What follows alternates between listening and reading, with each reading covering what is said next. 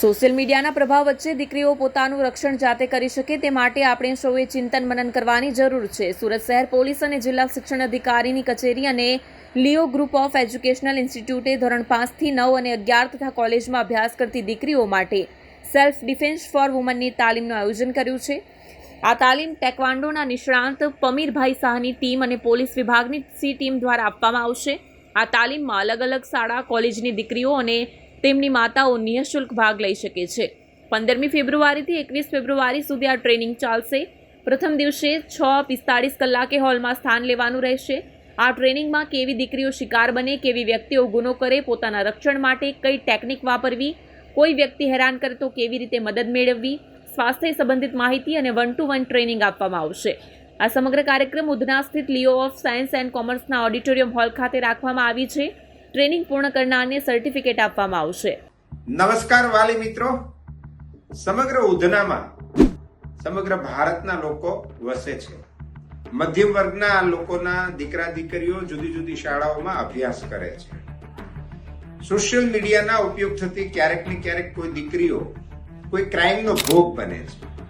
આપણી દીકરીઓનું સ્વરક્ષણ કરવું એ આપણી સૌની એક સામાજિક જવાબદારી છે.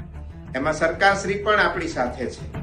સુરત શહેર પોલીસ કમિશનર કચેરી, જિલ્લા શિક્ષણ અધિકારી કચેરી અને લિયો ગ્રુપ ઓફ એજ્યુકેશનલ ઇન્સ્ટિટ્યૂટ દ્વારા દીકરીઓ માટે સ્વરક્ષણની તાલીમ રાખવામાં આવી છે. 15 ફેબ્રુઆરીથી શરૂ થતી આ તાલીમ 7 દિવસ સુધી એટલે કે 22મી ફેબ્રુઆરી સુધી આ તાલીમ આપવામાં આવશે. જેમાં ટાઇક્વાન્ડોના સંચાલક સમીરભાઈ શાહ અને એની ટીમ ધોરણ 5, 6, 7, 8, 9, 11 અને કોલેજમાં અભ્યાસ કરતી દીકરીઓને તાલીમ આપશે. આ બેચનો સમય સાંજના 7 થી 8 છે એક બેચ, અને બીજો બેચ 8:30 થી 9:30 છે. પ્રથમ દિવસે 7 વાગે તમામ વ્યક્તિઓ હાજર રહેવાનું રહેશે. Leo group of educational institute, Leo school of science and commerce auditorium, BRC સામે. આ ટ્રેનિંગ દરમિયાન કેવા પ્રકારની દીકરીઓ આનો ભોગ બની શકે, કેવા પ્રકારના વ્યક્તિઓ આવો ક્રાઇમ કરી શકે અને ક્રાઇમ કરનાર વ્યક્તિ સામે દીકરી પોતાનું સ્વરક્ષણ તાલીમ કઈ રીતે કરી શકે એની ટ્રેનિંગ 1-to-1 બીજા દિવસથી પણ આપવામાં આવશે. હું આશા રાખું છું કે ઉધના વિસ્તારના વાલીઓ દીકરીઓને મૂકવા આવે અને બહેનો પણ આવશે. જો એમને મૂકવા તો એમને પણ આ ટ્રેનિંગ શીખવાડવામાં આવશે.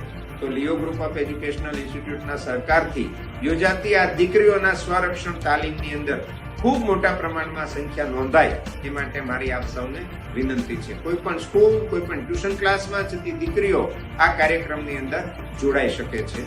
ફરીથી લિયો ગ્રુપ ઓફ એજ્યુકેશનલ ઇન્સ્ટિટ્યૂટ દીકરીઓના સ્વરક્ષણ માટે હંમેશા કટિબદ્ધ છે અને આવી તાલીમ કરતું રહેશે.